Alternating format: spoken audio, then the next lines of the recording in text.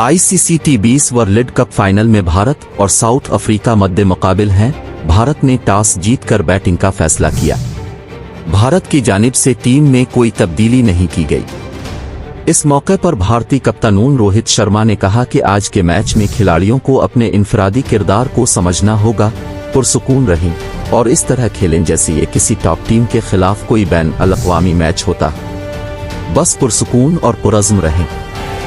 जनूबी अफ्रीका ने इस टूर्नामेंट में वाकई अच्छी क्रिकेट खेली है। हमने भी वाकई अच्छी क्रिकेट खेली है। आज दो मियारी टीमें मद्दमुक़ाबिल हैं। उधर जनूबी अफ्रीका के कप्तान ईडन मार्करम ने कहा कि वो भी पहले बैटिंग करना चाहते थे। ये पिच बहुत खुश्क लग रही है और बल्ले पर गेंद अच्छे से आएगी। उनका कहना था कि वर्ल्ड कप में बाज़ औक़ात शायद हमारी बेहतरीन कारकर्दगी नहीं थी, लेकिन हमें जीतने का रास्ता मिल गया है। आज हम इस बेहतरीन खेल के लिए कोशां हैं। ये एक बेहतरीन मौका है, हमारे लिए कोई दबाव नहीं।